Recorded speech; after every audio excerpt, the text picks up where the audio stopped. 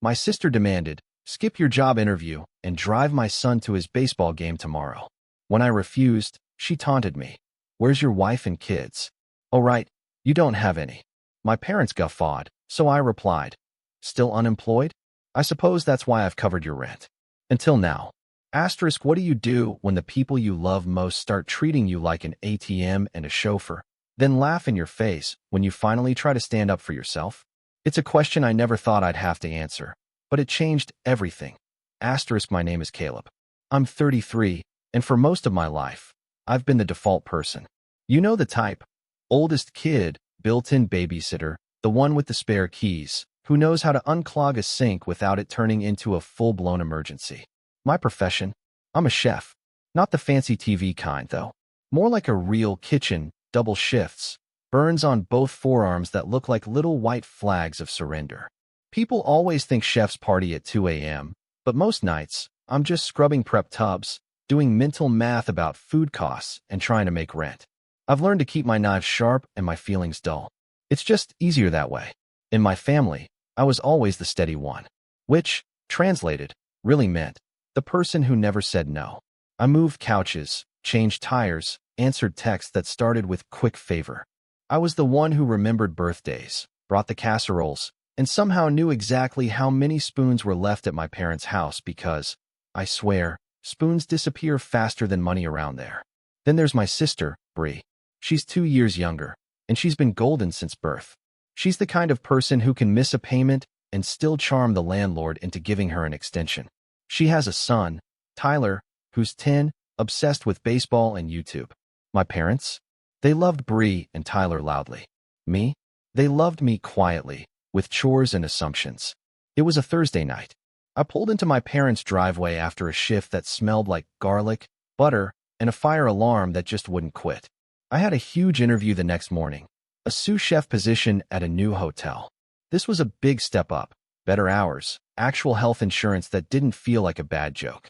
I set my alarm for 6:30, ironed my only white shirt, and went inside to drop off the simple roasted chicken my mom had asked for, plus a tub of stock for my dad's soup. Bree was sprawled on the couch, scrolling on her phone. My parents were at the dining table, playing cards, like the whole house ran on nostalgia and instant coffee. "Hey," I said, trying to sound casual. "Chicken's on the counter. Don't forget to refrigerate it." Bree didn't even look up. "Perfect timing," she said, her voice dripping with an almost sickening sweetness. "So, you'll cancel your interview and take Tyler to his baseball game tomorrow?" I actually laughed. I truly thought she was joking. "No," I said, "I can't. This is a big deal." She smirked. "Oh, so it's important." Then, the jab. "Where's your wife and kids?" "Oh right, you don't have any. Must be nice to be so available." My parents chuckled. Not a big, hearty laugh. That small, mean family laugh that says, "We agree," with the subtext. My ears burned. I took a deep breath. "I'm not canceling," I stated, trying to keep my voice even. Bree rolled her eyes. "Fine. I'll just tell Tyler his uncle thinks work matters more than family."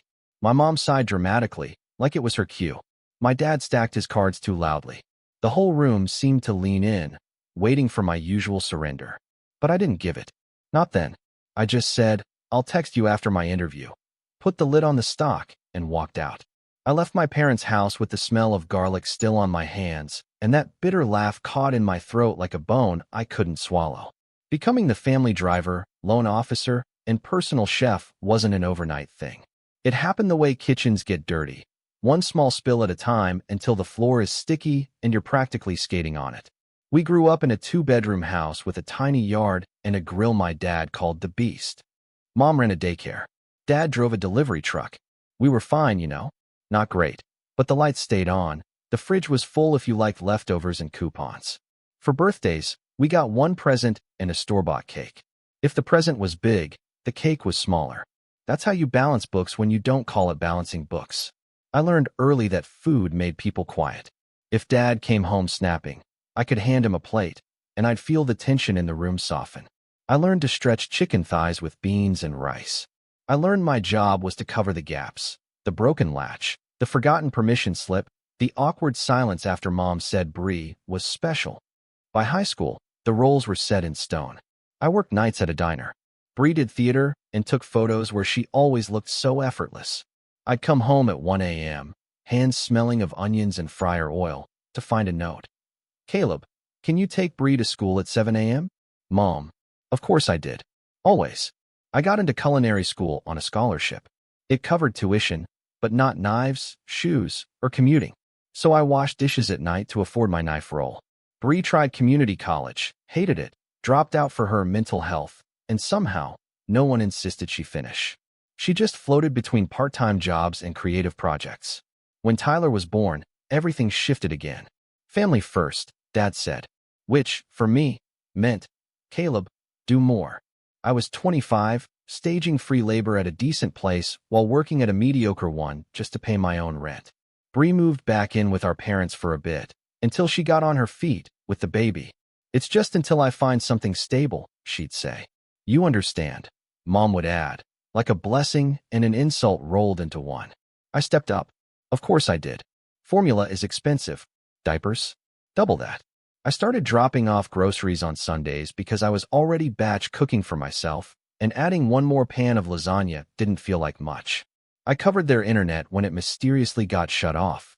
I paid Dad's copay when he forgot his wallet. I bought Bree a used stroller, then a crib, then a car seat because hers was expired. She said it like expired milk, like it wasn't her job to plan ahead. When I got my first real promotion, line cook to junior sous, I told no one. I just bought myself better clogs and paid off a credit card. I upgraded my phone because the old one died in a stockpot. I didn't celebrate.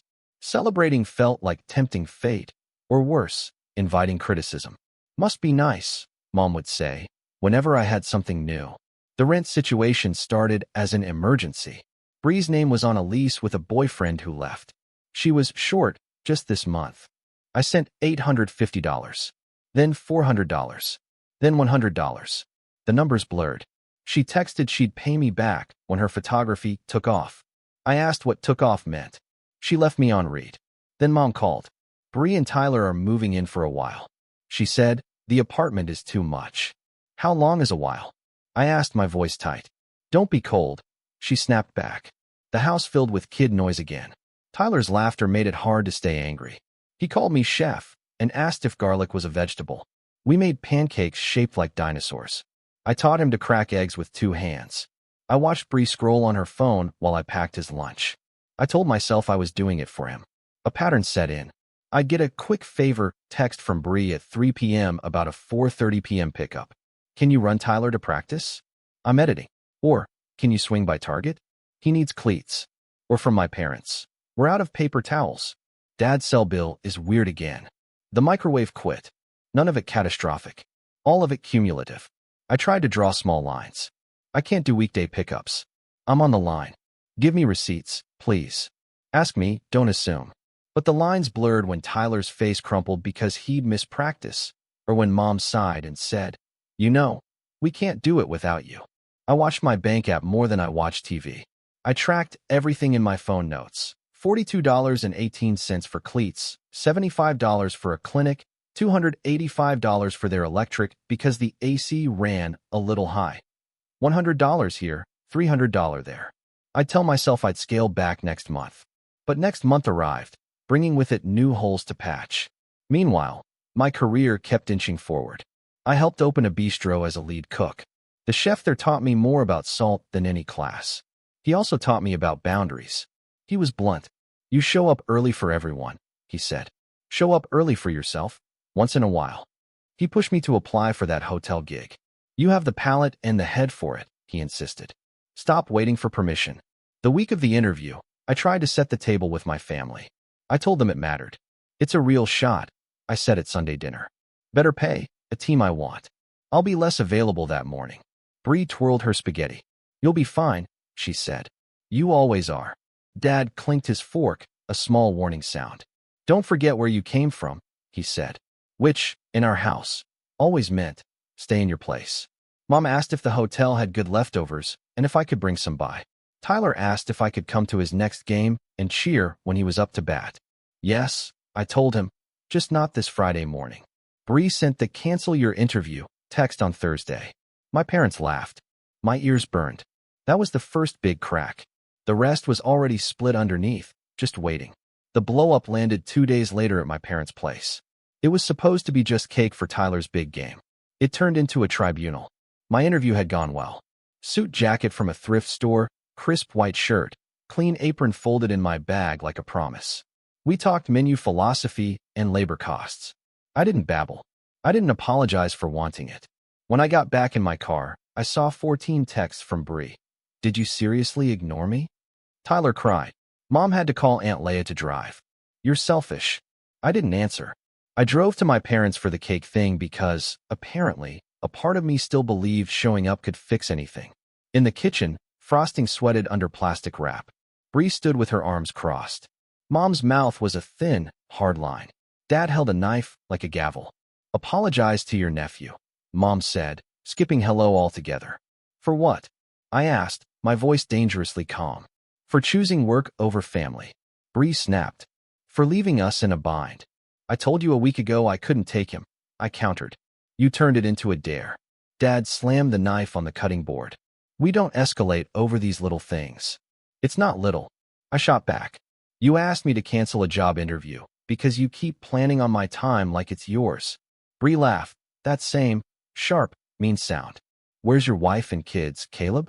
Oh, right. You don't have any. This is the family you've got. There it was again. That cheap shot.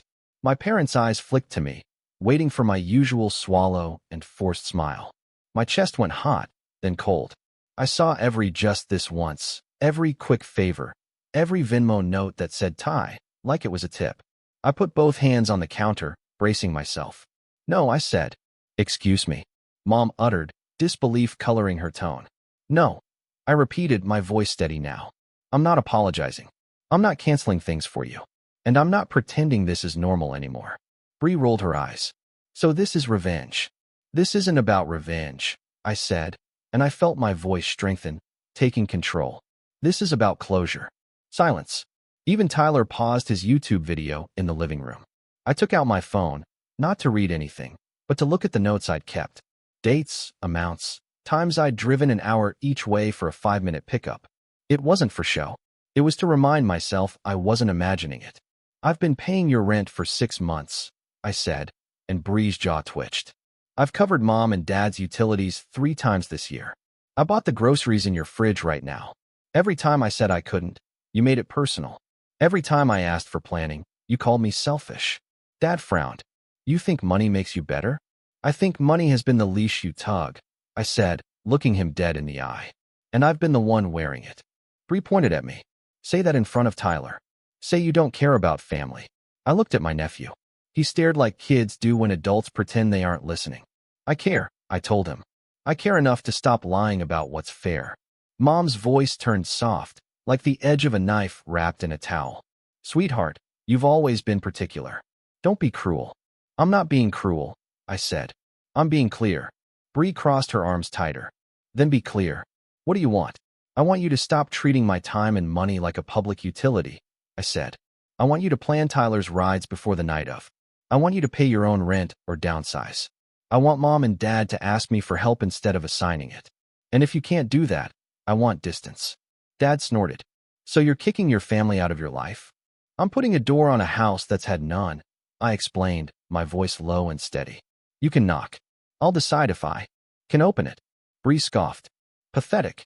Maybe, I said. But it's mine. I picked up my keys. My hands were steady. My voice was low. There was a version of me that would have softened it with a joke, but that version had kept us stuck for years. I walked to the door. Tyler piped up, small. Are you still coming to my Saturday game? Yes, I said. I told you I would. I keep promises. I just won't keep secrets about how much they cost me. I left to the sound of Mom exhaling, like a prayer she didn't believe in. I got in my car. I didn't cry. I didn't shake. I just sat and watched the porch light buzz in the daylight, and understood that the breaking point wasn't loud. It was precise. Families don't collapse. They reorganize around the person who stops performing. The next morning, my phone became a slot machine. 22 texts from Mom in 3 hours. 10 missed calls from Bree. 4 from Dad's new cell number, because he loves a fresh number when bills pile up. Aunt Leah chimed in. Blood is forever. My cousin wrote, heard you're too good for us now. The quotes did the heavy lifting. I turned on Do Not Disturb and made stock. At noon, Bree sent, "Rinse due. You doing it or not?" No question mark. Just that hard period, the kind people use when they think they own your answer. I typed, deleted, typed again. I settled on, not. She sent 8 messages in a row. Wow. So you're really abandoning your nephew. I'll remember this when you're old and alone. Classic hits. I responded once. I'm not abandoning anyone. I'm ending a pattern. Then I put my phone in a drawer and started breaking down carrots. The hotel called that afternoon. I got the job. The chef said, "We like how you think about systems." I said, "Thank you." Keeping my voice calm because joy felt like a fragile thing I didn't want to drop. I texted my friend Louise from the bistro. He sent a string of fire emojis. Finally, I told my parents later, in a short message, I got the job. No hearts, no exclamation points. Space for them to be normal. They were not normal. Mom, congrats. Don't forget Sunday is Tyler's tournament, and we'll need you to grill. Me, can't. Working. Mom, always working. Me, yes. Dad, so, when are you coming by to fix the leaky sink? Me, I'm not. Call a plumber. Dad, waste of money.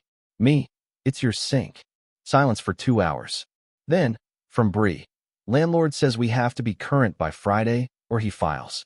You want that on your conscience? Me, I can help you draft a budget and find a cheaper place. Bree, so no. Me, so plan. The next day, Mom pivoted to kindness as a tactic. Made your favorite lemon bars, she texted. A photo followed. They looked perfect, she added. Come by tonight. I stared at the photo the way you stare at the past. I typed, thanks. I'll pick them up after work. I went at 9 p.m. when I knew no one would be awake. I took the lemon bars from the porch like a thief and left a note. These are great. It wasn't unkind. It was how I could do it. The first real test came Saturday at Tyler's game. I showed up with a camp chair and a bag of orange slices because my brain runs on autopilot for sports. Bree saw me and lifted her chin like she was smelling a lie. Mom whispered to a friend. Dad pretended I was air. Tyler ran over. You came. I said I would, I told him. How's your swing? Better, he said. Coach says I dropped my shoulder. Keep your eye on the ball, I said, which is basic, and also the only thing I have ever known to be undeniably true about anything. He got a hit. A real one, not a charity walk. He looked at me first, not his mother, and my throat did a thing I did not authorize. After the game, Bree cornered me near the bleachers. So, rent, she said, like we were picking up yesterday's conversation after a bathroom break. So, budget, I countered. She scowled. I can't move Tyler from his school. Then find cheaper within the district, I said. Or get a roommate. Or take on a shift that isn't just editing at a coffee shop. You think you're better? She snapped. I think I'm done, I said. She stepped closer. I'll tell Tyler you don't care. Tell him the truth, I said, holding her gaze. Tell him I love him. Tell him his mom and I disagree about adult choices. She blinked. I realized no one had ever modeled a version of love that didn't mean surrender. That week, I opened a separate checking account and nicknamed it Boundaries. I moved most of my savings out of reach of quick Venmo requests. I turned off notifications from the family group chat. I told my chef I needed Sundays off for the next month to reset my life. He just nodded. Good, he said. Use them.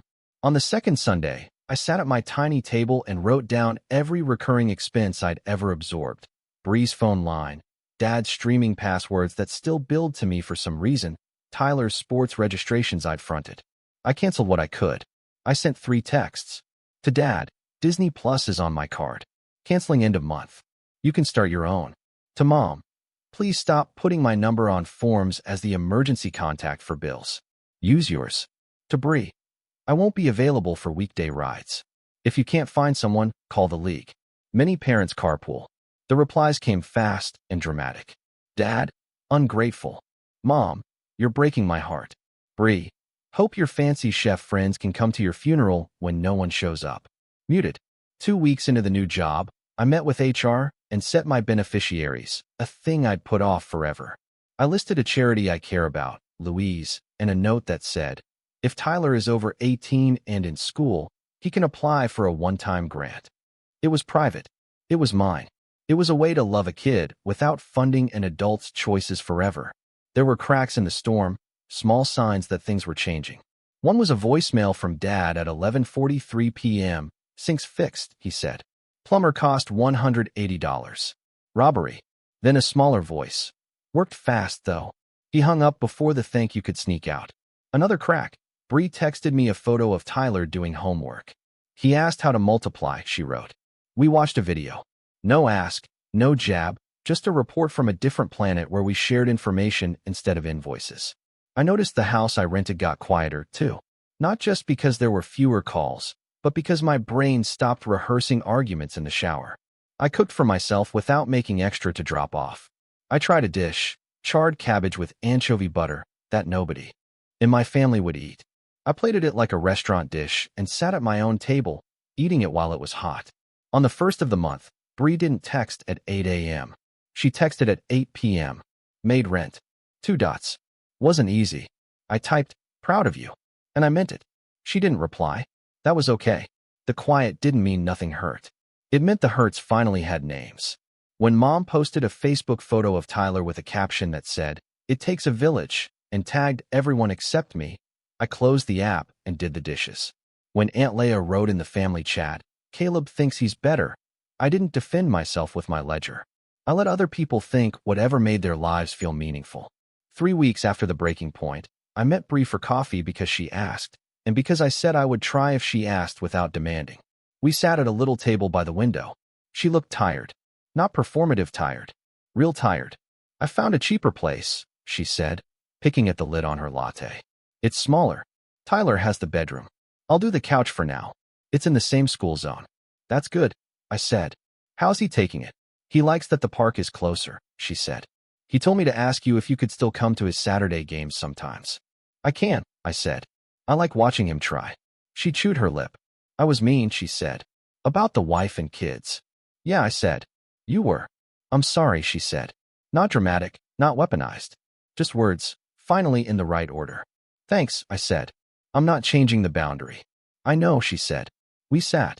We watched a dog try to catch a leaf through the glass like it was important. We didn't solve us. We just made a dent in something heavy. I didn't become a different person. I became the same person, with proof I could say no and survive it. The hotel kitchen is bright and loud in a different way than the bistros and bars where I learned to hustle. We have systems. We label. We don't wing it, because winging it makes poor people cry on the first of the month.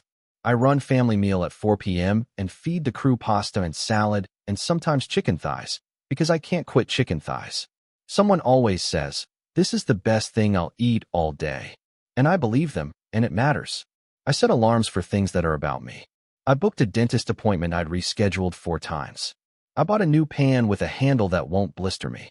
I got a mattress that doesn't feel like a collapsed soul. Tiny luxuries. No apology attached.